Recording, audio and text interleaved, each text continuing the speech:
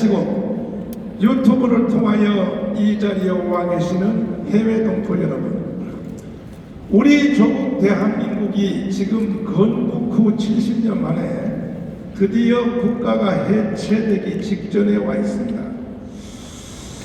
이 종북 좌파 주사파들은 건국 후 70년 동안 이 대한민국을 무너뜨리기 위하여 날마다 하루도 빠짐없이 북한의 통전부의 지시를 따라서 계속 공작하여 학생들을 선동하고 그리고 민노총을 선동하고 전교조를 선동해서 드디어 청와대까지 점령하여 이제 문재인, 간첩인 문재인을 대통령으로 만들어서 드디어 그들의 목적지인 대한민국을 해체하고 북한에 갖다 바치려고 하는 이제 임박한 돌아오는 4월 15일에서 민주당의 원내대표인 이인영이가 말한 그대로 이제 4월 15일 총선을 통하여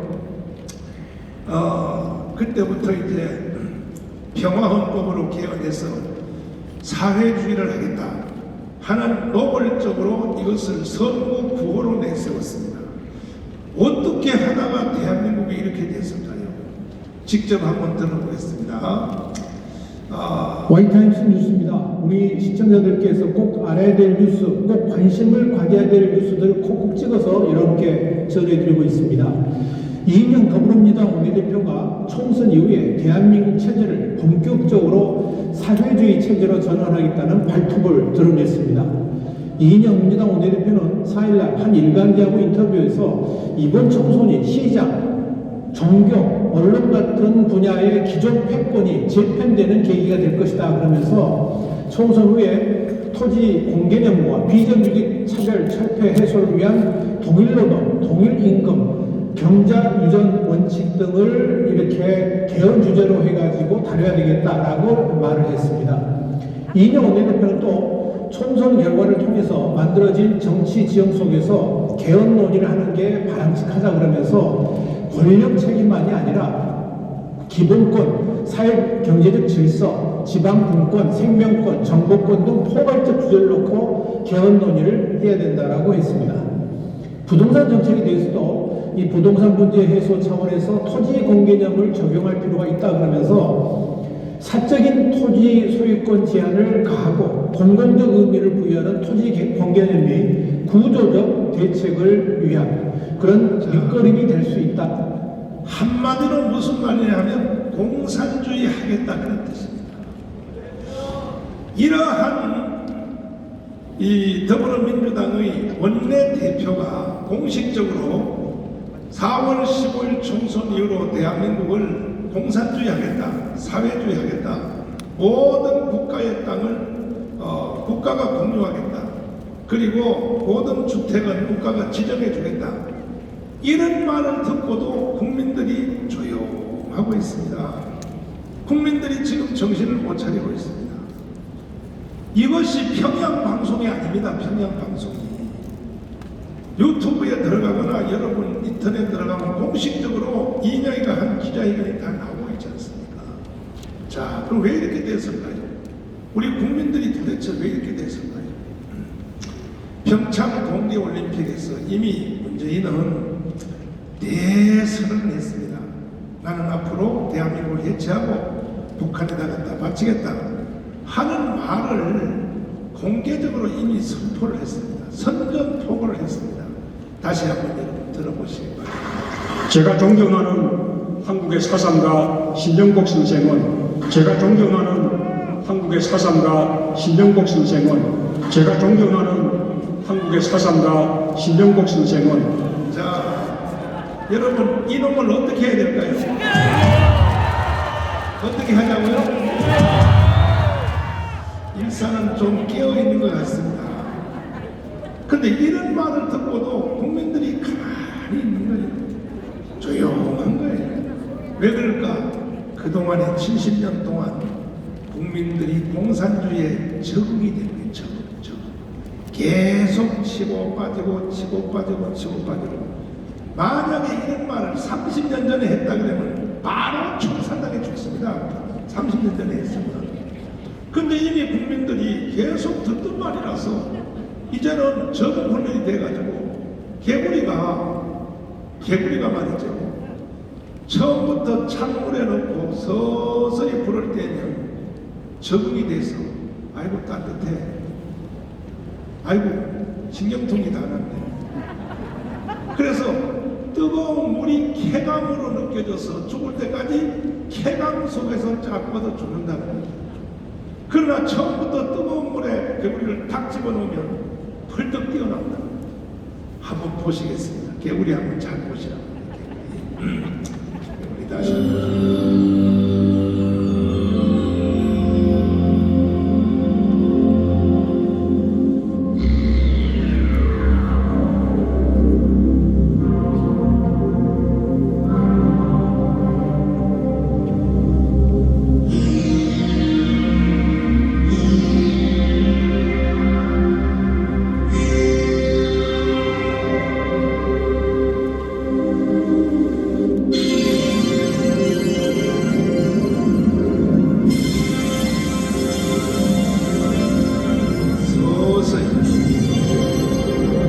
불을 가하니까 개구리가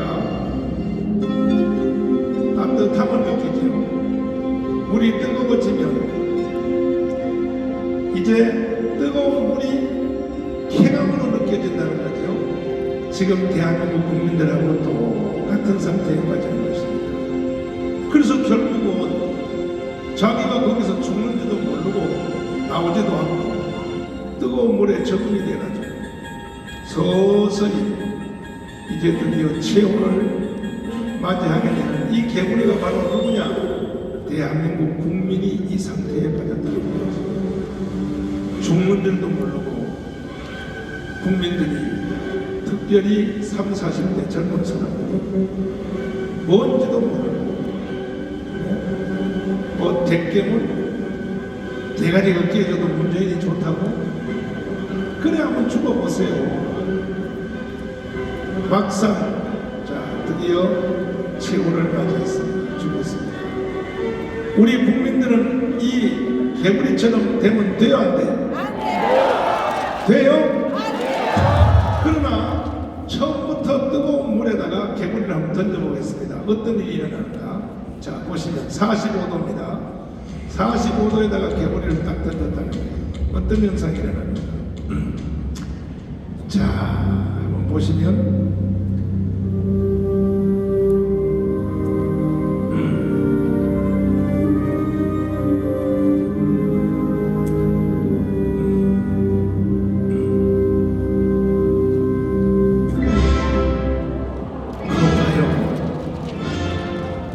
여러분과 저는 오늘 결단을 내려야 됩니다. 앞에 개구리처럼 공산주의 빨갱이에게 쌈겨 죽든지 아니면 공산주의를 까부시고 대한민국을 새로 세우든지 두 가지 중에 하나의 결단을 내리기 위해서 이 자리에 모였습니다. 우리는 절대로 문재인에게 쌈겨 죽을 수가 없습니다. 동의하십니까? 70년 동안 이 빨갱이 종북 주사파 이놈들은요 거짓말을 가지고 대한민국을 사기쳐서 오늘 같은 대한민국을 만들었어요. 첫 번째 거짓말이 뭐였었냐? 사실 이 거짓말 하나 가지고 대한민국을 틀어지었는데 1945년 8월 6일 날 히로시마에 원자탄이 터졌죠. 그리고 3일 후에 나가사키에 원자탄이 터졌습니다. 36년 없었던 대한민국이 해방이 되었습니다. 그러나 해방은 되었으나 막상 누가 나라를 세울 것인가? 그때 애국 지도자들은 다 외국에서 해방을 맞이했습니다. 이승만 대통령은 미국에 있었고 상해에는 김구 선생은 상해에 있었고 그러니까 나라를 세울 사람이 없는 거예요. 그때에 이 빨갱이 중에 빨갱이인 남노당의 괴수 박헌영이라는 놈이 전라도 광주 벽돌공장에 숨어 있다가 이놈 자식이 딱 딱 튀어나오면서 외치기를 저 미국에 있는 이승만 박사한테 연락이 왔는데 상해에 있는 김구 선생님한테 연락이 왔는데 날 보고 나라를 먼저 세워놓으라고 부탁을 했다. 그래서 전국에다가 포스터를 붙였어요. 대통령 이승만 사기친 거죠. 거짓말이에요, 거짓말. 빨갱이들은요 처음부터 끝까지 다 거짓말입니다. 문재인 이름도 지금 계속 거짓말하고 있습니다. 성경에 보면 마귀 사탄하고 똑같습니다. 거짓의 아비입니다. 그리고 대통령 주석 김구 해가지고 전국에다가 포스터를 다 붙였더니 박헌영의 거짓말에 전 국민들이 확 속아가지고 거기에 가입한 사람이 전 국민의 78%, 78%. 몇 프로요? 우리 민족은 이스라엘 민족과 함께 더불어 세계에서 가장 뛰어난 위대한 민족이지만 한 가지 치명적인 약점이 뭐냐? 거짓말에 약해요. 거짓말 선동에 약해요. 사기꾼한테 약하다는 거예요. 여러분들은 절대로 사기꾼한테 약해서 사기당하면 안 됩니다. 동의하십니까? 몇 사람 다 손좀 반갑습니다. 사기당하지 맙시다. 절대로 사기당하면 안 됩니다. 이해되십니까? 그런 후에 이승만 대통령이 1945년 이제 10월 16일 날 한국에 들어왔죠. 들어오니까 박헌영 이 개자식이 이승만 대통령까지도 속여먹으려고 쇼를 하는 거예요. 저를 하면서 박사님 오신다고 수고했습니다. 내가 박사님이 오신다고 수고할까봐 나라를 내가 먼저 하나 만들어 놓고 기다리고 있었습니다. 이승만 대통령이 물어요. 무슨 나라를 세웠나? 이렇게 물었더니 이승만하고 박헌영하고 나이 차이가 30살 차이고 상해 임시정부에 있을 때는 이승만이 상해 임시정부의 임시대통령 할 때는 김구, 여운형, 김규식 이런 이동희 이런 사람들이 회의할 때는 박헌영은요 거기에 들어오지도 못해. 저 바깥에서 청소하던 놈이에요. 근데 이 자식이 먼저 한국의 해방 후에 선수 주도권을 딱 잡고 무슨 날을 세웠나 물었더니 뭐라고 대답했냐? 조선인민공화국입니다. 이렇게 대답했어. 하니까 그때부터 이승만 박사의 턱이 떨리기 시작해. 부들부들. 야 이 개자식아, 누가 이런 나라를 세우겠어? 이승만하고 박헌영하고는 이게 상종이 안 되거든요. 상해 임시정부에서 이거 청소부거든, 청소부. 그러니까 박헌영이 놀랐어. 어깨를 들썩거리고 깜짝 놀랐어. 두 번째 또 소리고는 박사님 화내지 마시고 여기서 대통령 하시라고 만들어놨습니다. 그랬더니 이승만 대통령이 뭐라고? 대통령? 내가 이런데 대통령 하라고 얘기 뭔지 알아? 쓸데없는 놈들, 나라도 없는 것들이 벌써 권력에 눈을 떴어. 잔소리 말고 내일부터 내가 하는 독립촉성중앙대회에 참석해. 그래서 지금 주소는 퇴짜됐죠. 여기 오라 그랬어. 그랬더니 박헌영이 이러면 도망갔어. 그때부터 박헌영하고 이승만하고 치열한 싸움이 붙기 시작했는데 그때는 하늘이 내려준 이승만이라고 하는 위대한 인물이 이승만을 여러분 우리나라의 국내용으로 생각하면 안 됩니다. 이승만과 함께 그 당시에 살았던 세계적인 같은 동력 지도자들 영국의 윈스턴 처칠 그 사람이 쓴 회고록을 내가 봤더니 뭐라고 썼냐? 이승만 아시아가 나온 최고의 지도자 그리고 속어를 써. 속어 뭐래요? 불려우 이승만을 불려우라고 했어요. 국제 정치에서 가장 다루기 어려운 사람. 저 프랑스의 드골이라든지 미국의 루스벨트 이런 사람들이 이승만에 대하여 자기 회고록에 써놓은 글들이 있어요. 보면요 전체를 다 합해보면 내용이 이거야. 이승만은 정치가의 선을 넘은 사람이다. 이승만은 사회운동가의 선을 넘은 사람이다. 그 사람은 종교적 예언가의 수준에 들어간 사람이라고 그랬습니다. 이해되십니까? 이승만의 두 가지의 위대한 예언이 있었죠. 하나는 재팬 인사이드 아웃이라고 하는 일본의 속을 들여다보다. 그 내용은 그겁니다. 반드시 일본은 진주만을 폭격한다. 그때 그 책을 썼을 때 사람들이 또라이라고 했어요. 미국 사람들이. 식민지 국가에서 공부하러 온 놈이 미쳤지. 무슨 일본이 진주만을 미국을 폭격해. 그러다가 막상 일본의 가미가제가 폭격기를 떠서 미국의 함대 굴뚝 속으로 들어가니까 그때서야 이 책 누가 썼어, 이 책 누가 썼어 해서 바로 즉시 팔림. 그 당시에 대단했죠. 37만 권이 팔렸어요. 이해되십니까? 그리고 난 게 1922년도에 하와이에 신문에 기고한 공산주의 내막기. 뭐냐?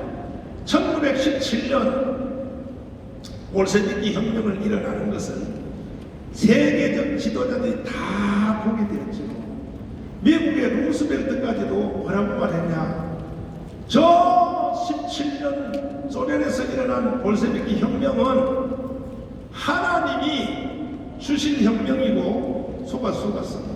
그리고 성경 사도행전 2장에 성도들이 성령의 충만을 받아서 모든 재산을 팔아 사도들의 발 앞에 주매 필요에 따라 나누었다.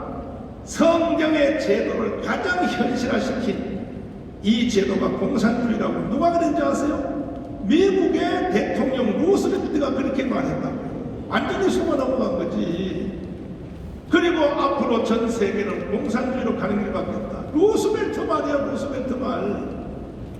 드골도 마찬가지요. 윈스턴 처치도 마찬가지요. 1917년 볼셰비키 혁명을 그 당시에 세계의 모든 지도가 다 봤지만 그 사건 하나를 정확하게 관통하고 정확하게 예언했던 사람은 누구냐? 이승만 하나밖에 없었어요. 이승만은 뭐라고 말하느냐? 두고 봐라. 저것은 성경 요한계시록에 나오는 붉은 용과 같다. 저 제도는 반드시 100년 안에 망할 것이다. 그랬습니다. 이와 같이 이승만은요, 우리가 이승만을 너무나 격화시켜놔서 오늘날 세상이 이렇게 됐지만은 이승만은 국내용이 아니니까요. 인류 역사의 금세기의 최고의 인물이 여러분 이승만이라는 거 인정하시는 두 손 들고 아멘. 이와 같은 말을 하려면 시간이 부족합니다. 그가 쓴 한성 감옥에서 쓴 독립선언문은 대단하죠. 조갑태 선생님이 거기에 대해서 해설한 걸 한번 들어보십시오. 아브라함 링컨의 무슨 캐츠버그 연설인가 이런 건 비교할 수 없습니다. 그래서 이승만 대통령의 건국 덕분에 여러분과 저는 한 세상을 70년 동안 잘 먹고 잘 살았습니다. 대한민국은 이승만의 설계도를 가지고 박정희 대통령이 집을 잘 지어서 우리가 이승만과 박정희 혜택 때문에 오늘날의 대한민국을 누리고 있는 거예요. 이것은 백대문도 마찬가지입니다. 빨갱이도 마찬가지입니다. 주사파도 마찬가지입니다. 그런데 이승만의 혜택을 제일 많이 본 인간들이 이승만을 부인하면 돼요, 안 돼요? 문재인은 대통령 되자마자 1948년 8월 15일 이승만이 세운 나라를 인정할 수 없다. 야, 이 개자식아. 아니, 이승만이 세운 헌법에 따라서 너가 대통령이 됐으면서 뭐라고? 나는 촛불혁명으로 대통령이 됐다? 이름을 어떻게 해야 돼요? 이 자식 이거 완전히 사기꾼이야. 완전히 사기꾼. 촛불혁명으로 대통령 될 것 같으면 촛불혁명 일어날 때 그 앞에 나가서 바로 대통령 되지. 못하고 대통령 선거를 왜 하냐 이 자식아. 이런 사기치는 놈이 어디 있냔 말이야. 그런데 이 사기극은요, 박헌영이 제1호고 두 번째는 자 보십시오. 실제로 오늘날 대한민국을 이렇게 만든 거짓말 제2호가 뭐냐. 제2호입니다. 제1호는 박헌영이라고 했어요. 제2호는 여러분 우리나라의 고려대학교 최장립 교수를 비롯하여 백낙천 또 이영희 한양대학 이런 좌파 교수들 일부분은 돌아가셨어요. 그런데 그들이 쓴 책이 유명한 좌파 학생들이 가지고 있는 교과서의 바이블이야. 바이블 성경이야. 성경. 그게 뭐냐?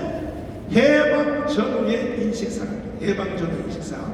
그 내용이 뭐냐 하면은 두껍죠. 여러 번로 되어 있죠.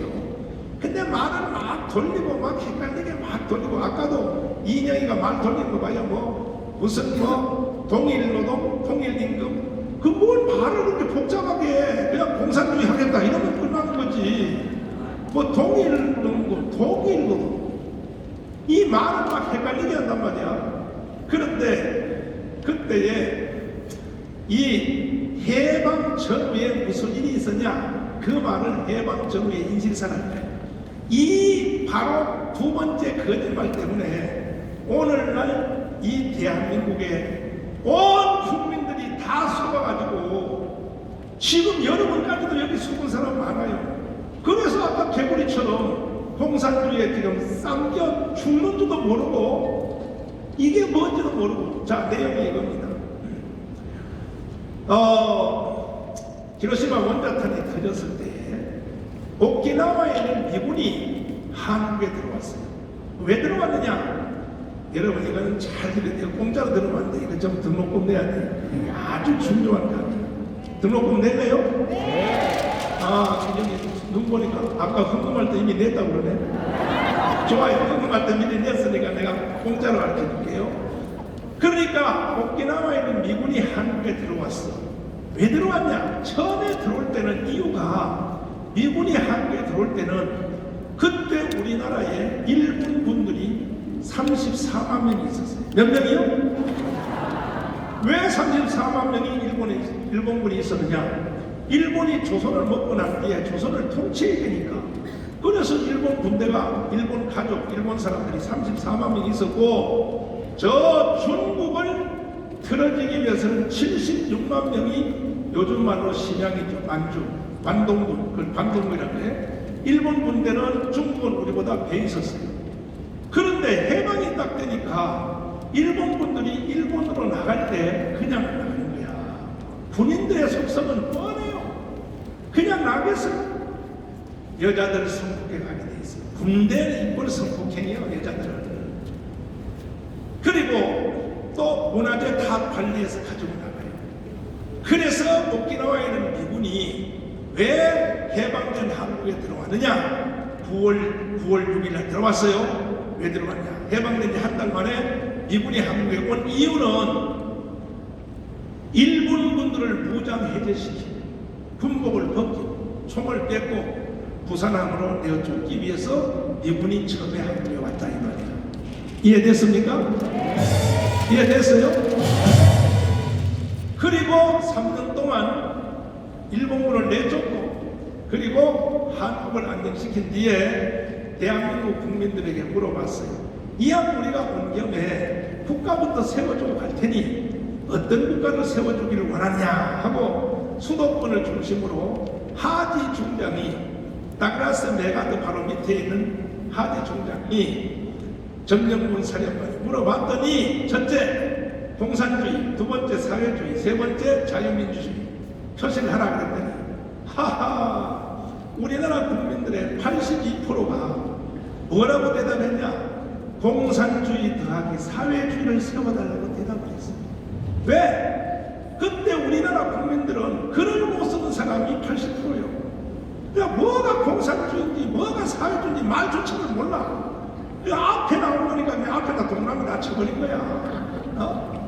이래가지고 하디 중장이 그걸 보고 아하, 이 나라는 희망이 없구나 하고 이승만 대통령한테 내놓으면서 이 박사님, 이 나라는 도울 필요가 없어. 백성들이 공산주의를 세워달라고 그러잖아. 백성들이 사회주의를 세워달라고 그러잖아. 가자. 우리는 간다. 그래서 이승만 대통령 데려가려고. 너는 브리스턴 대학의 박사가너. 미국 가서 교수해보고 살면 되니까 같이 가자. 그러니까 이승만 대통령이 막 욕을 하면서요. 안 간다 이 개새끼야. 가려면 너 혼자 가라 이 자식아. 나는 대한민국에서 죽을 거야 하고 그러니까 후회하지 마. 분명히 우리는 너 데려가려고 그랬어. 그때 이승만이가 그래 꼭 한국을 버리고 가려면 무기는 놔두거라. 무기. 왜? 김일성이 저놈이 내려온다고 그랬더니 하대 중장이 무기 여기 놔두고 수 없어. 왜? 너가 이 무기 가지고 북한을 공격하려고 그랬지? 그래서 이분들이요 모든 무기를 다 철수를 하게 됐어요. 1949년 6월 30일에 6월 30일 날. 그리고 미국의 국무장관 에치슨이가 드디어 성명서를 발표해. 우리는 한국에 관심 없다. 우리는 공산주의를 지키는 선을 일본의 저 알래스카로부터 홋카이도, 대만, 필리핀으로 정했다.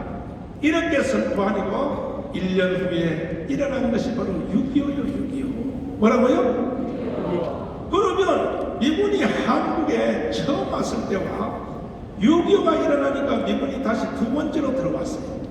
미군이 두 번 왔다는 사실조차도 젊은 사람들은 잘 몰라요. 왜? 좌파 빨갱이 중국주의자들이 하도 거짓말을 했어.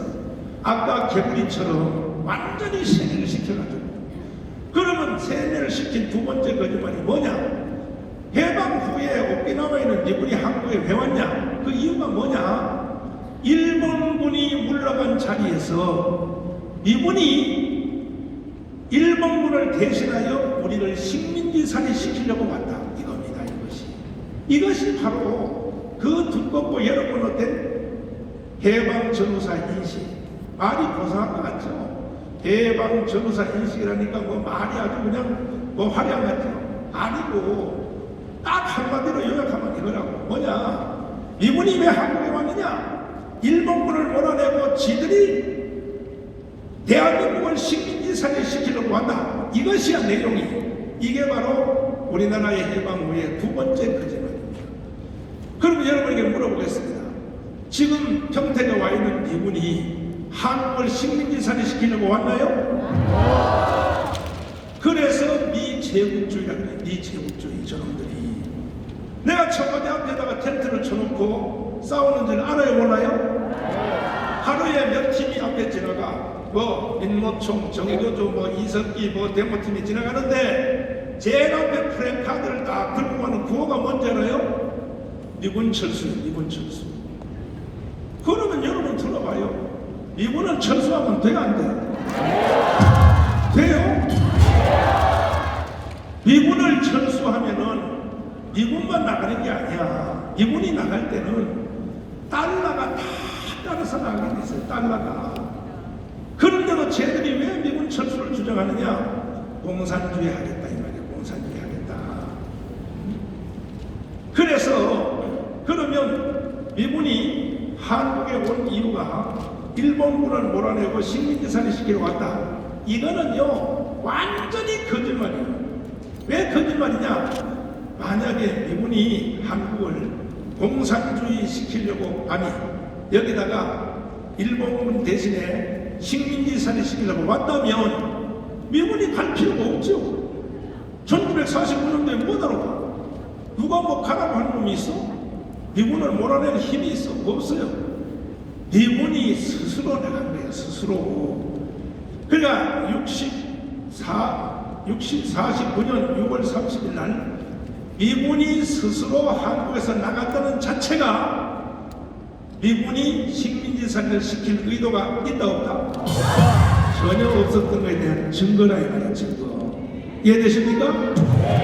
그런데 이 책에 공동 필자로 참여했던 고려대학교 원로 교수인 최장립 교수가 사실은 거의 그때는 중심 인물이었었는데 내가 요즘 들어보니까 그분이 자기를 그 책의 저자에서 이름을 빼달라고 그랬어. 왜? 그분이 전향한 거야. 나이가 들어보니까 이제 죽을 날이 가까워져 보니까 아닌 것이야. 그러므로 여러분은 절대로 속으면 안 된단 말이야. 동의하십니까? 그런데 지금 여기에 속아있는 국민들이 몇 프로냐? 70%예요. 70%. 미군이 한국을 식민지 사격시키러 와서 지금도 평택에 있는 미군 기지가 대한민국을 지금 식민지 사격을 시키고 있다. 이거 북한의 통전부의 교리란 말이에요. 특별히 3, 40대. 기가 막히지.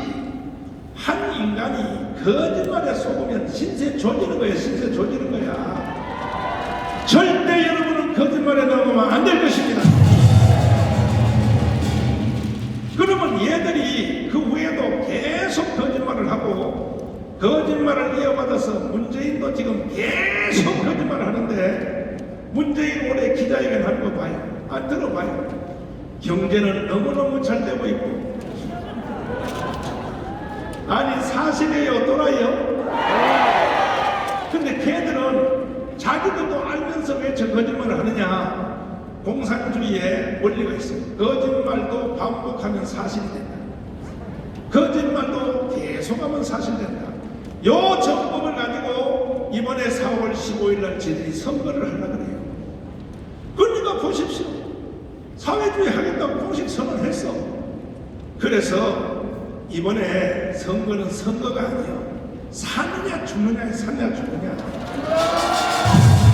대한민국을 해체하고 북한으로 넘겨주든지 아니면 대한민국을 지켜내든지 둘 중에 하나의 결사적인 사건이 돌아오는 총선인데 여러분들은 반드시 대한민국을 지켜야 될 것입니다.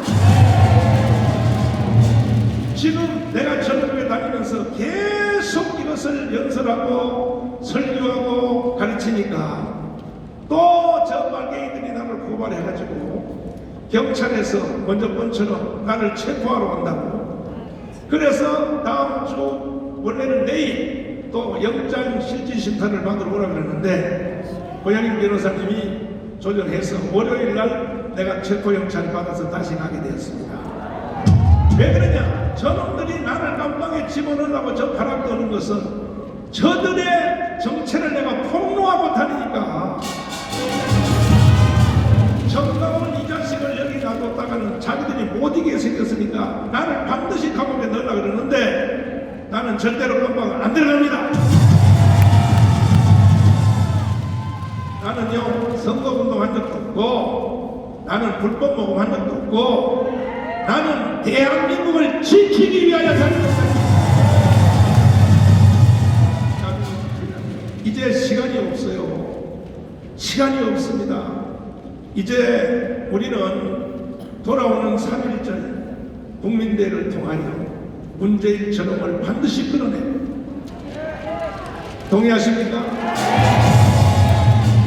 우리가 작년에 조국이 법무부 장관 돼서 대한민국을 바로 공산주의로 지켜가려고 그럴 때 10월 3일 날 온 국민들이 가운데 뛰어나와서 우리가 소리쳤더니 조국이가 물러갔습니다. 이번에는 3.1절 때 29일 날 전 국민이 다 강원에 뛰어나와야 됩니다. 나와서 저놈을 완전히 문재인 저놈을 끌어내고 동의하십니까?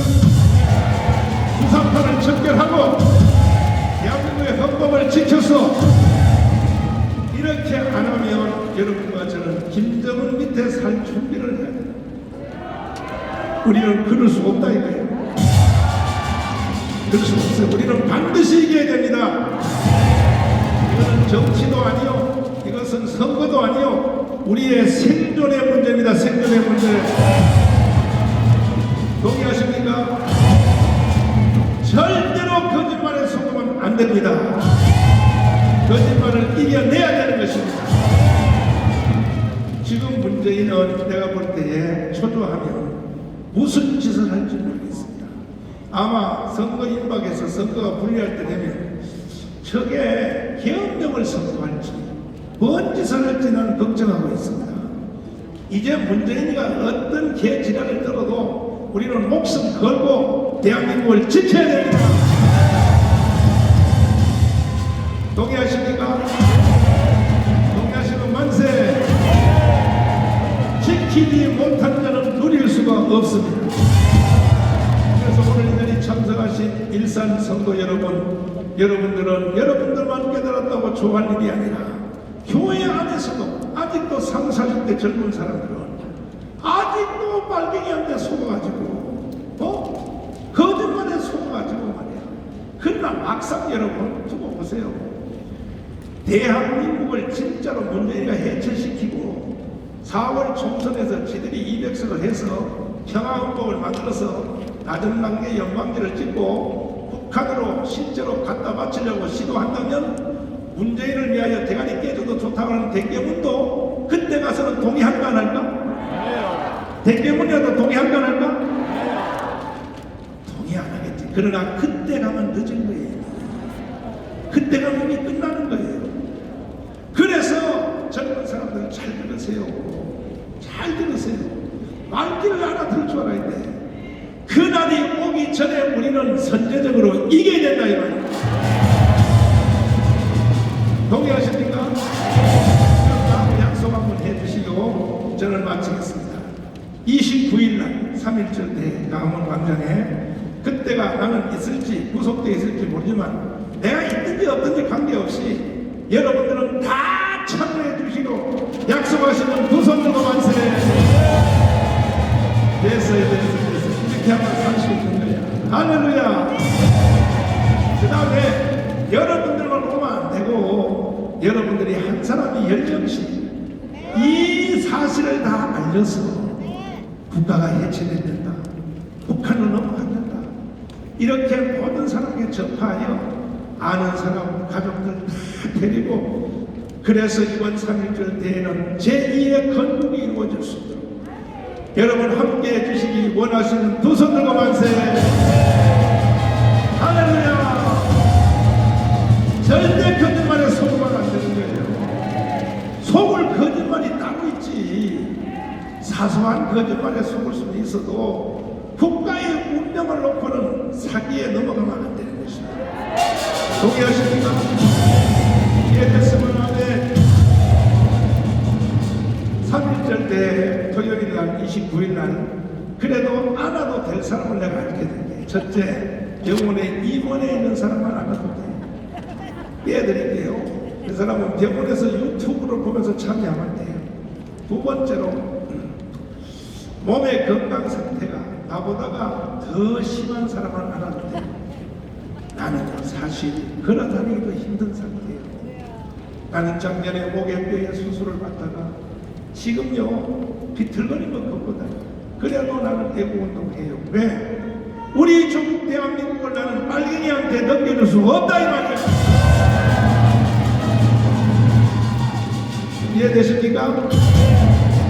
전국 계신 국민 여러분, 그리고 30만 목회자 여러분, 25만 장로님 여러분, 제가 만 가지나 여러분보다가 더 나은 것이 없어요. 나는 여러분보다 더 못해. 실력도 여러분만 못해.